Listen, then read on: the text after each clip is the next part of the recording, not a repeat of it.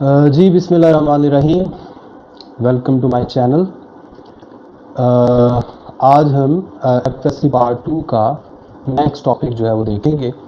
और आज वाला जो हमारा टॉपिक है दैट इज़ गॉसेस लॉ। आपको याद होगा पिछली वीडियो में हमने डिस्कस किया था electric flux through a close surface enclosing a charge Q, यानी क्लोज सरफेस के थ्रू इलेक्ट्रिक फ्लक्स को कैसे फाइंड किया जा सकता है। तो आज हम उसी फार्मूला को लेकर थोड़ा सा आगे चलेंगे और इसमें हम ये बात डिस्कस करेंगे कि गॉसेस लॉ जो है वो क्या चीज़ है और इसकी एप्लीकेशन क्या है।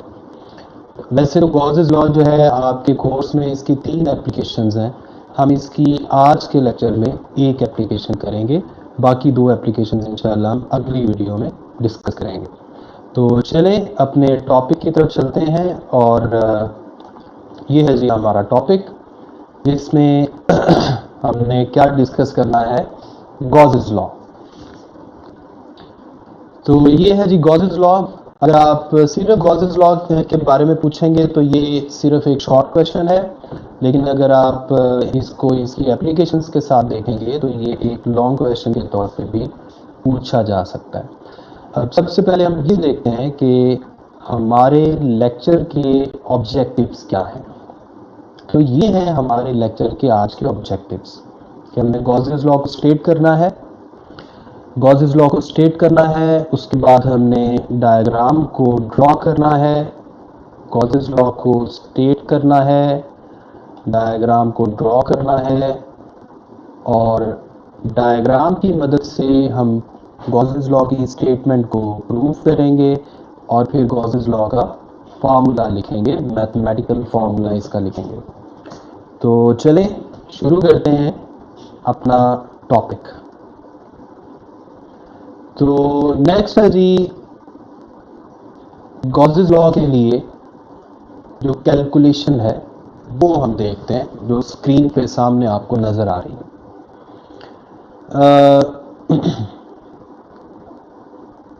ओके, ये देखें।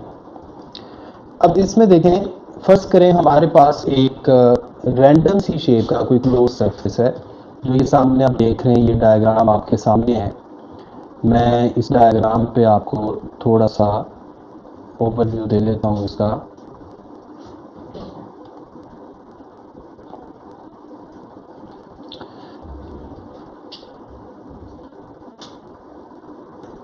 ये देखिए, ये है आपके पास डायग्राम और इस डायग्राम में काफ़ी सारे चार्जेस हमने कंसिडर किए हैं।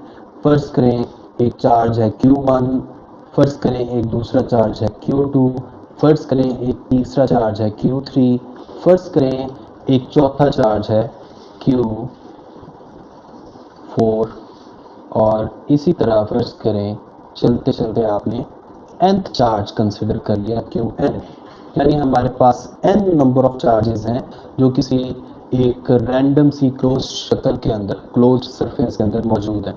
जैसे हमने पिछले टॉपिक में डिस्कस किया था कि electric flux through close surface does not depend upon the shape of that surface. तो इसलिए यहाँ पर हमें सफ़ेयर को कंसीडर करने की बजाय हमने एक रैंडम शेप की क्लोज सरफेस कंसीडर की है। अब फर्ज करने के लिए एक बैलून है जिस बैलून की शेप जो है वो रैंडम सी है, जो आपके सामने जो डायग्राम में नज़र आ रहा है।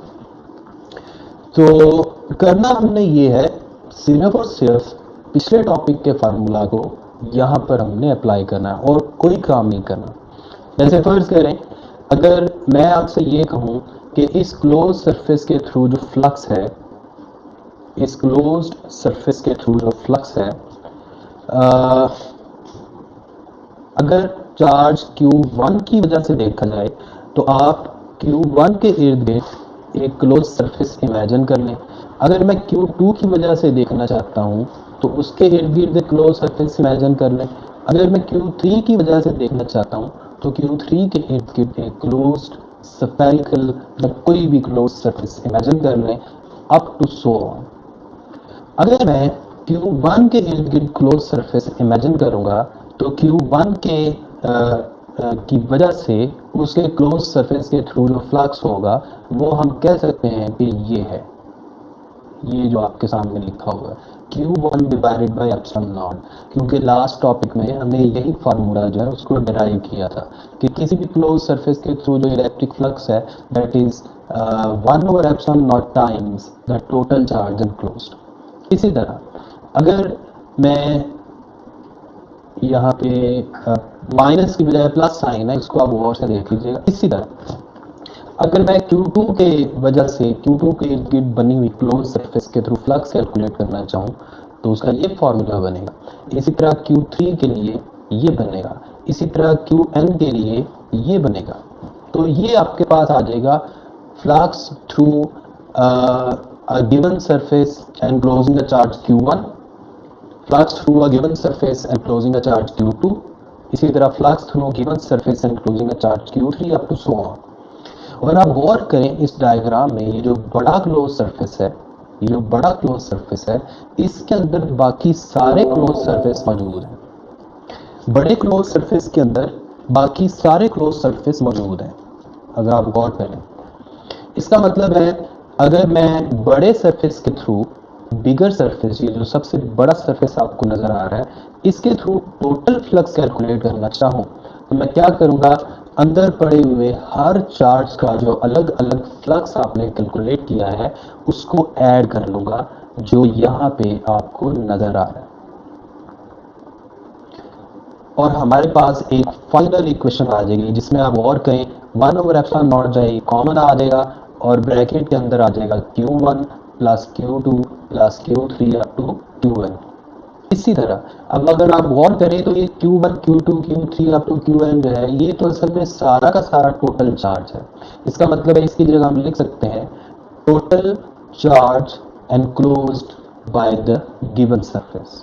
अब टोटल चार्ज को चूंकि हमने थोड़ा सा डिफ्रेंशिएट करना है तो पहले हमने small Q1 small Q2 small Q3 use किया था, अब हम टोटल चार्ज के लिए कैपिटल Q यूज कर लेते हैं। तो ये था आपका गॉसेस लॉ को डिराइव करने का मामला। अब आप देखें गॉसेस लॉ की जो डेरिवेशन है, ये जो फाइनल फार्मूला आपके सामने आया है यही असल में गॉसेस लॉ है, जिसमें आप देख सकते हैं ये जो फाइनल इक्वेशन है, मैं एक बार फिर आपको इसको एनसर्कल करके दिखा देता हूँ। ये जो फाइनल इक्वेशन आप देख रहे हैं ये वाली, यही असल में गॉसेस लॉ की स्टेटमेंट है।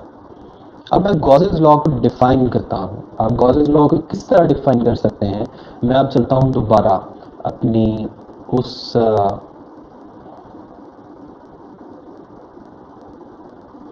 वर्ड की फाइल में, यहाँ आ जाए। अब आप गौर करें सामने जो क्वेश्चन आप देख रहे हैं इसमें लिखा हुआ है the electric flux through any close surface is equal to 1 over epsilon naught times the total charge enclosed by it। और अगर आप गौर करें जो हमने अभी थोड़ी देर पहले एक फार्मूला डिराइव किया है, ये देखें अभी हमने एक फार्मूला डिराइव किया है, ये बिल्कुल सेम है जिसमें हम फाइनल इक्वेशन में यही बात बता रहे हैं टोटल इलेक्ट्रिक फ्लक्स। ये जो आपको फाइनल इक्वेशन नजर आ रही है ये वाली, total electric flux through a closed surface is directly proportional to the total charge enclosed by that surface। Total electric flux through a closed surface is directly proportional to the total charge enclosed by that surface। और total charge को हम किससे ज़ाहिर कर रहे हैं, capital Q से। मैं बार बार अपनी बात को रिपीट इसलिए करता हूँ ताकि आपको याद करने में आसानी हो और आपको आपके माइंड से कोई भी चीज़ स्किप ना हो। चलो जी, अब हम चलते हैं अपनी नेक्स्ट मूवमेंट में। जी नेक्स्ट हमें क्या करना है, देखें अभी तक आपने क्या किया, जो हमारे ऑब्जेक्टिव थे मैं दोबारा उसकी तरफ आता हूँ। अभी तक आपने क्या किया जी, हमने गॉसेस लॉ को स्टेट किया, डायग्राम की मदद से गॉसेस लॉ को प्रूव किया और आखिरी चीज़ हमने क्या की, गॉसेस लॉ का फार्मूला लिखा। अब हम चलते हैं नेक्स्ट स्टेप की तरफ, और हमारा नेक्स्ट स्टेप क्या होगा जी?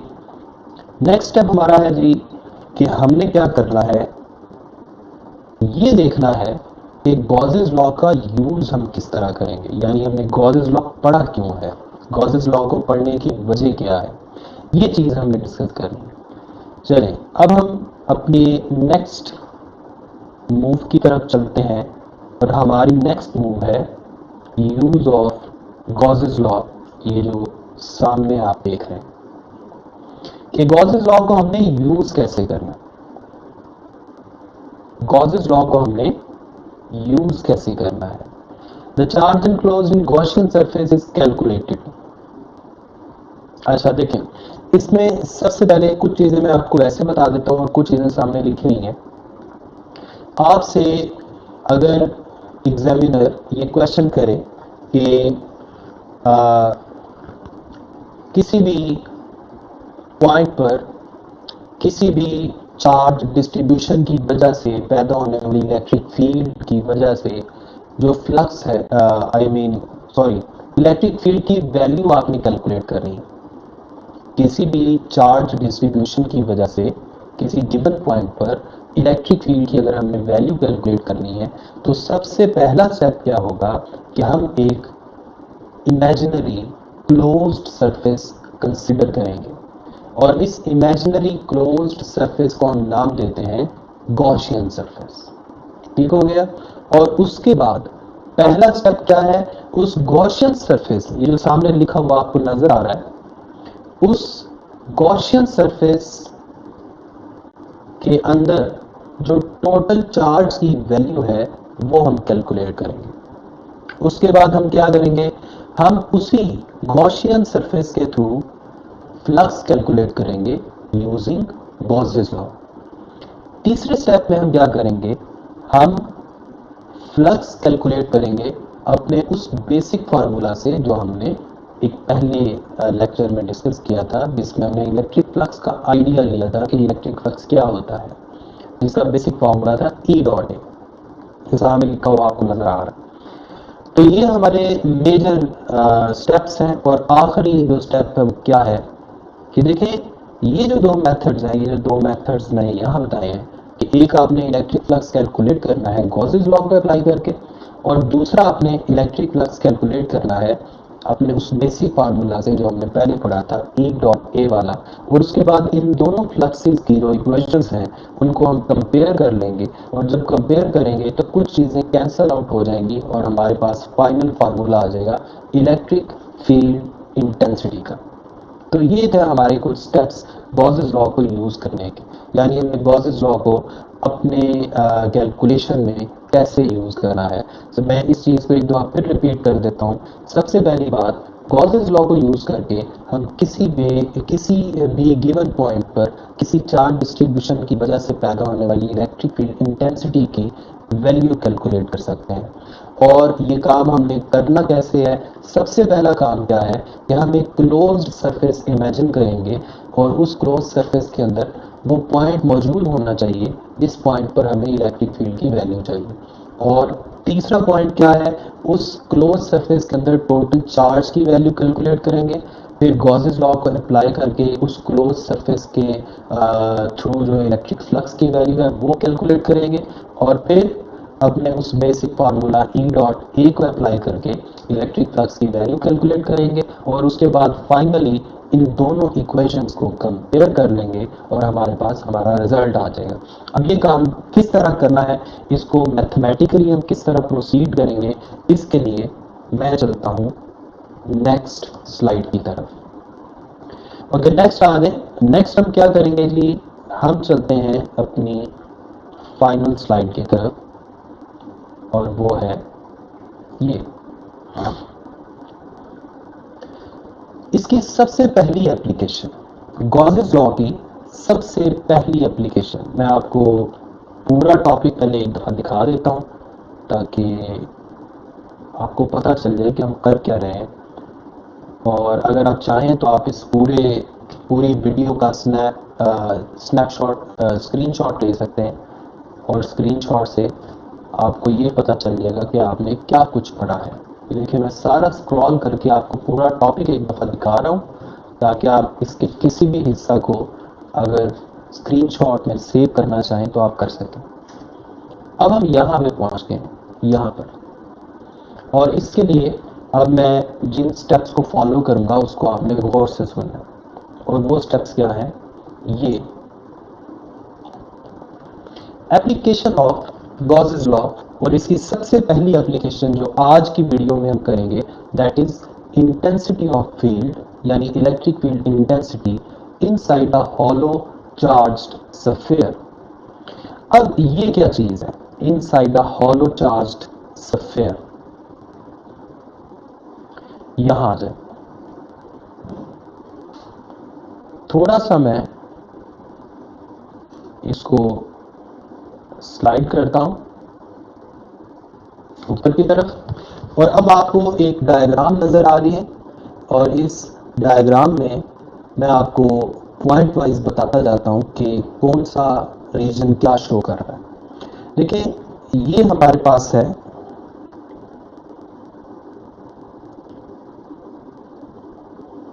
ये जो आपको एक सरफेस नजर आ रहा है स्फीयर, ये एक आप समझ लें कि एक फुटबॉल है जिसके ऊपर यूनिफॉर्मली चार्ज को डिस्ट्रीब्यूट किया गया है, यानी चार्ज चारों तरफ से एक जैसा है। आप इमेजिन करेंगे एक बड़ा सा फुटबॉल और उसके सरफेस के ऊपर चारों तरफ हर पॉइंट पर चार्ज मौजूद है। अब क्वेश्चन ये है हमें कहा ये गया है, या चलिए उससे पहले मैं एक और बात आपको बता दूं कि यहाँ पे जो आपको नजर आ रहा है ये कैपिटल आर, ये जो कैपिटल आर है, ये कैपिटल आर जो है ये इस स्फीयर का रेडियस है।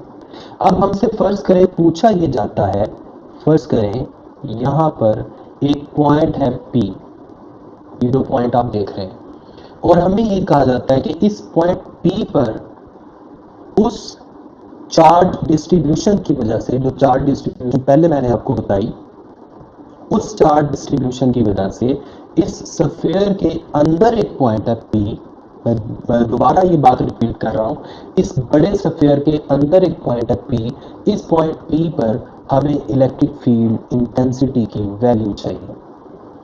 अब जैसे मैंने आपको पहले बात बताई थी, मैं दोबारा उन स्टेप्स को रिपीट कर रहा हूं। सबसे पहला काम हमने क्या करना है, एक ऐसा क्लोज्ड सरफेस इमेजिन करना है, एक ऐसा क्लोज्ड सरफेस इमेजिन करना है जिसके ऊपर पॉइंट P मौजूद हो, और वो आप गौर करें यहाँ ग्रीन कलर में आपको नजर आ रहा है ये क्लोज सरफेस, यानी आप ये समझ लें जो पहले बड़ा फुटबॉल हमने इमेजिन किया था अब उसके अंदर हमने एक छोटा फुटबॉल इमेजिन कर लिया, और इस छोटे फुटबॉल का जो रेडियस है वो अब कोई और है, और फर्ज करें इसका रेडियस है r प्राइम।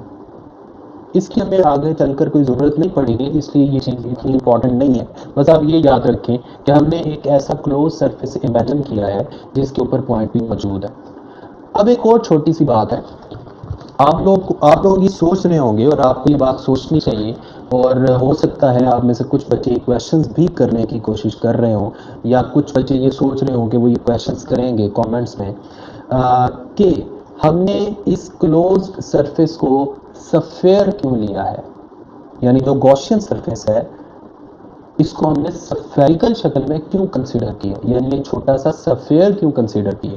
तो ये बात याद रखें, हम जानते हैं पिछले टॉपिक में हमने पढ़ा है कि electric flux through closed surface does not depend upon the shape, यानी क्लोज सरफेस की शेप हम जैसी मर्जी ले सकते हैं। तो फिर यहाँ पे स्फीयर क्यों लिया है, उसकी वजह यह है कि स्फेरिकल फॉर्म अगर हम यहाँ कंसीडर करेंगे तो हमारे लिए कैलकुलेशन आसान होगी, इसलिए हमने स्फीयर ले लिया। ठीक है, अगले जो कुछ टॉपिक्स आएंगे उसमें आप देखेंगे किसी में हम सिलेंडर की शक्ल में कंसीडर करेंगे और किसी में बॉक्स की शक्ल में कंसीडर करेंगे, और उसकी क्या वजह होगी वो हम तब जाके डिस्कस करेंगे। तो चलें अब ज़रा अपने टॉपिक की तरफ आ जाएं। अगला स्टेप क्या था कि हमने उस क्लोज सरफेस यानी गॉसियन सरफेस के अंदर टोटल चार्ज कैलकुलेट करना है। आप गौर करें ये जो चार्ज है वो सारा का सारा बड़े क्लोज सरफेस के ऊपर है, यानी जो बड़ा फुटबॉल हमने कंसिडर किया था उसके ऊपर। अंदर यानी गॉसियन सरफेस के ऊपर कोई भी चार्ज नहीं है, क्योंकि गॉसियन सरफेस जिसे मैं छोटा फुटबॉल कह रहा हूँ, इमेजिन कर रहा हूँ, वो तो बड़े फुटबॉल के अंदर है, उसका उससे कोई लेना देना नहीं है, कोई ताल्लुक नहीं है। इसका मतलब है हम कह सकते हैं कि जो गॉसियन सरफेस है उसके अंदर यानी यहाँ पर, गॉसियन सरफेस के अंदर यहाँ पर कोई भी चार्ज नहीं है। इसका मतलब है गॉसियन सरफेस के अंदर चार्ज क्या हुआ, जीरो। अगला स्टेप क्या था, जो मैंने अभी थोड़ी देर पहले आपको स्लाइड में दिखाई थी। अगला स्टेप ये था कि फिर हमने गॉसेस लॉ को यूज करके फ्लक्स कैलकुलेट करना। और आप गौर करें, जब आप गॉसेस लॉ को यूज करेंगे क्यू की जगह हमें क्या पुट करना पड़ेगा, जीरो, और फ्लक्स आ जाएगा जीरो।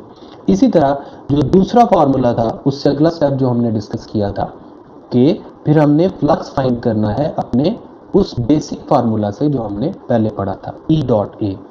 तो वो हमने E डॉट ए लिख दिया। उसके बाद इक्वेशन नंबर 1 और 2 इनको हम कंपेयर कर लेंगे। जब आप इक्वेशन नंबर 1 और 2 को कंपेयर करेंगे तो E डॉट ए जीरो के इक्वल आ जाएगा, क्योंकि इन दोनों इक्वेशंस की लेफ्ट हैंड साइड भी इक्वल है, तो इसका मतलब है इनकी राइट हैंड साइड्स भी इक्वल होनी चाहिए, यानी E dot A is equal to zero.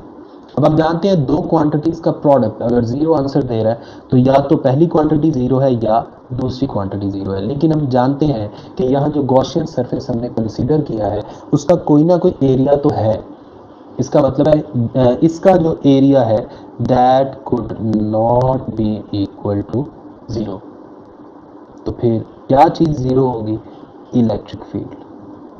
तो रिजल्ट हमने क्या निकाल लिया, रिजल्ट हमने ये निकाल लिया कि यूनिफॉर्मली चार्ज्ड सफेयर के अंदर किसी भी पॉइंट पे, यानी सफेयर के अंदर किसी भी पॉइंट पर इलेक्ट्रिक फील्ड की वैल्यू जीरो होती है।